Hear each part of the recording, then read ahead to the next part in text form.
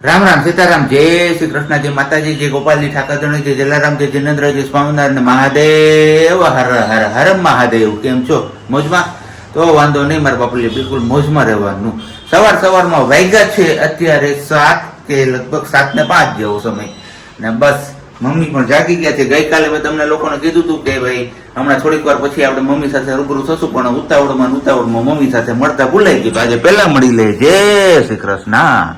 જય શ્રી કૃષ્ણ. બધાયને જય શ્રી કૃષ્ણ. જાજાથી જા કરીને ભાખરી રોટલી રોટલી ઓકે. અને બસ હવે તો શું કહેવાય કે અમારે સિયા બેબી જાગે એની વેટ છે. જાગે તો કીધું થોડીક વાર આપણે અમને રમાડી અને પછી ઓફિસ બાજુ જઈએ, પણ જોઈએ કે આપણો ટાઈમ થઈ ત્યાં સુધીમાં જાગી જાય કે નથી જાગતા. અને બીજું તો શું હતું, જે એક મારે એક તમારા લોકો સાથે શેર કરવાનું હતું પણ ભૂલાઈ ગયું.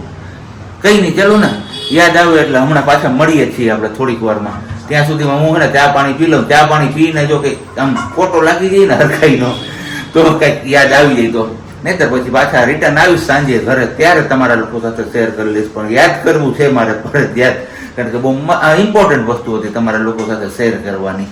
કઈ નહીં, તો ચલો ચા પાણી ને બધું પી લઈએ. અને ત્યાં સુધીમાં તમે લોકો વિડીયોને લાઈક ન કરીએ તો લાઈક કરજો, ચેનલ ઉપર નવા હોય તો ચેનલને સબસ્ક્રાઇબ કરજો, ને સાથે સાથે બેલ આઇકન દબાવવાનું ના ભૂલતા અને કમેન્ટ્સ કરવાનું પણ ના ભૂલતા. ચા પાણી તો પી લીધું ને હવે જવાનું છે આપણે દૂધ લેવા, કારણ કે ગઈકાલે આપણે ભૂલી ગયા હતા લઈ આવતા. એટલે વાગી ગયા છે 9:30 અને આપણે નાઈ ધોઈને તો ફ્રી થઈ ગયા હતા 8:15 વાગ્યામાં. પણ સિયાબેન ની વાટે હતા કે જાગી ગઈ છે, તારો રે હતા એટલે. અને મમ્મી અહીંયા કર્યું છે કપડાનું મશીન. મમ્મી જય શ્રી કૃષ્ણ. જય શ્રી કૃષ્ણ. બધાયને જય શ્રી કૃષ્ણ. ને આપણે હું દીધી હતી ચા, કેમ કે નાસ્તો બાકી છે આપણો ચા નાસ્તો, કેમ કે હવે સવારમાં આપણે રાબ ખાઈએ છીએ એટલે નાસ્તો આપણો લેટ થાય, તો કીધું 4 રોટલી મોડેકથી ખાઈએ. આજે હવે મમ્મીએ રોટલીનો લોટ બાંધ્યો છે તો રોટલી ખાઈ લે, નહીતર ભાખરીની ઈચ્છા હતી આપણી ખાવાની. તો કીધું કઈ વાંધો નહીં, આજનો દિવસ 4 રોટલી ખાઈ લઈએ. 4 રોટલીમાં શું થાય, મને પેટ ભરાય નહીં એમ થાય. ગમે એટલે રોટલી ખાવ તો ભૂખા ને ભૂખા, અને હારે પાપડ કે કઈ હોય નહીં ખાવાનું એટલે થોડીક વધારે તકલીફ થાય. હમણાં એમ કે અડદનો પાપડ શેકીને ખવાય તો ન વાંધો આવે, પણ એ પાપડ આપણે ખવાય નહીં. તો આવું બધું છે. ચા નાસ્તો કરી લઈએ, પછી જોઈએ આગળ શું કન્ટિન્યુ કરીએ. બાકી બહાર તડકો છે ધોમ ધોકા, કઈ ઘટે નહીં એવો. ચલો હું ચા નાસ્તો કરી લઉં, પછી મળીએ આગળ. જાગી ગયા, હું જમતી હતી ફટાફટ, મેં કીધું જમી લઉં. મને ખબર જ હતી હમણાં જાગી જશે. આજની રસોઈમાં બનાવ્યું છે આપણે ગલકાનું છાસિયું. આ તો મમ્મીનું છે ચટણી વાળું, આપણું કાઢી લીધું ને આપણે ખાઈ લીધું. ગલકાનું છાસિયું, શાક ને બાજરાના રોટલા ચોળીને ખાવા નતા અને રોટલા ગરવા ભરીને મૂકી દીધા. અને બેન આપણે જાગી ગયા કેમ કે આપણે નવડાવીને હજી બેને સુવડાવી અને બસ જમીને એટલી વાર લઈ ગયા, એટલી વાર એને આરામ કર્યો ત્યાં જાગી ગયા.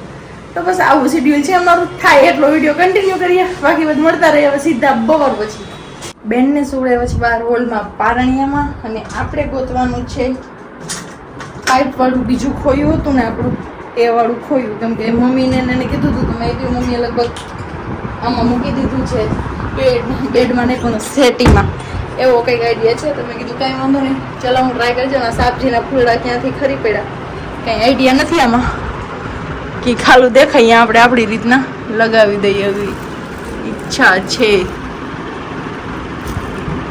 થતું નથી સાબજીને કંઈ વાંધો નહીં. ચાલો હું ફ્લાવર્સ બે છે એ લગાવી દો, પછી મળ્યા બીજું ખરી ગયું. આખી સેટી વીખીને કી બે, અને હું ગોતતી હતી ખાલી ખોયું, પણ ખોયું તો ન મળ્યું. અને એની જગ્યાએ મેં કીધું લાવો ઓલ બાજુની જે આપણી બેડરૂમ છે ને અમારી, એ બેડરૂમનું મેં કીધું એક કબડ ખાલી કરી નાખું, 2 ખાના. તો એમાં સિયા બેબીના કપડાં આવી જાય, બધાને સિયા બેબીનો સામાન આવી જાય. તો એ કબાટ ખાલી કર્યું. અહીંયાથી આપણે ગાલીચા ચાદર બધું લાવ્યા, બ્લેન્કેટ લાવ્યા હાડીને, અને વધારાની જે વસ્તુ છે અહીંયા સેટી ખાલી છે પાછળની, આ સેટીમાંથી ઓલી સેટીમાં ટ્રાન્સફર કરી અને આવું બધું કામ કરી નાખીએ આપણે. કેમ કે હવે આપણે હાથમાં છે ને આપણે એકલાય કરવાનું, એટલે મેં કીધું હવે ધીમે ધીમે આદત બી પાડી દઈએ કામની, અને કામ બી કરી નાખીએ એટલે 2 થઈ જાય.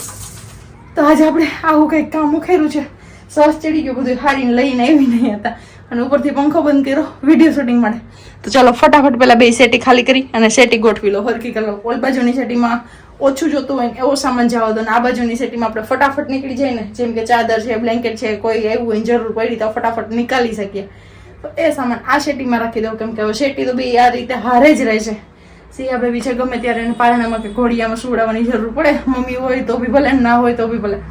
તો એ માટેથી આવી જ વ્યવસ્થા કરીને આપણે રાખશું આગળ કન્ટિન્યુ માટે. ચલો હવે મળીએ પાછા આપણે આગળ આ બધું મારો કંઈક લાલી લબાસો ટેકાણે થઈ જાય ને પછી આટલો વેર વિખેર બધો પડ્યો છે.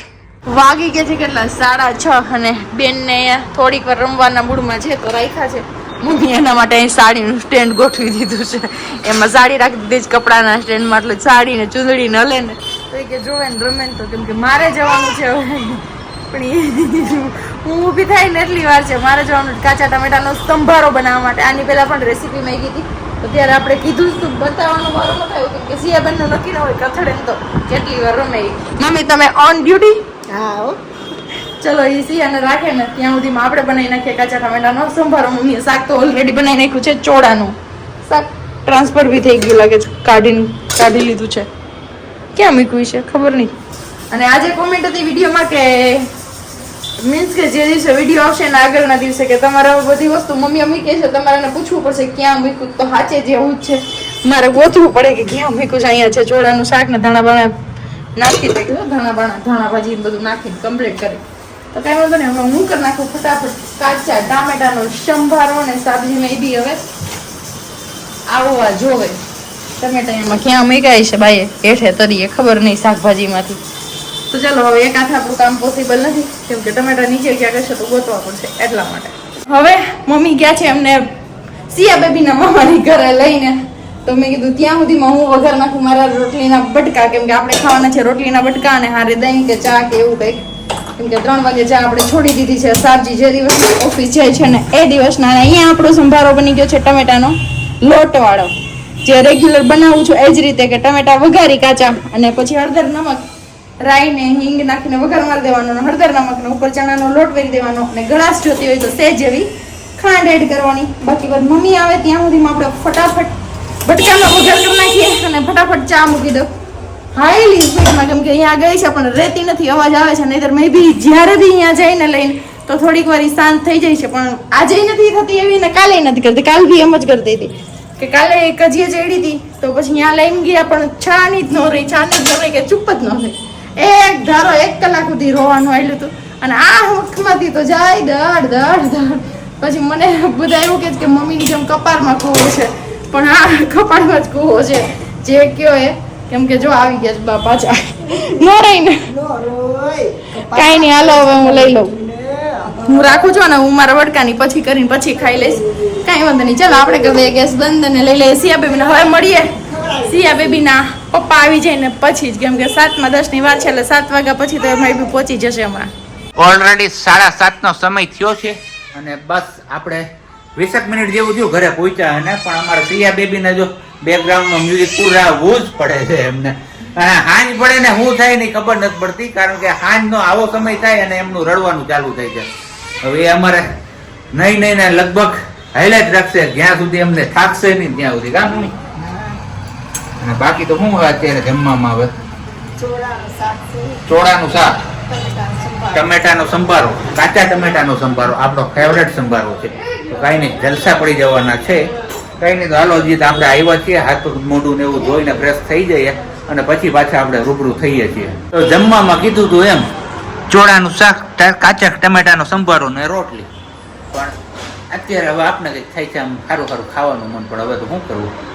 સિયા બેબી આપણે નાના છે એટલે કંઈ બની શકે એવું છે નહીં. તો કંઈ નહીં, ચલો શાક રોટલી તો શાક રોટલી ખાઈ પી લઈએ, બીજું તો શું. બાકી વડાપાઉં બનાવી દેવા? હા, તો ભૂલાઈ ગયા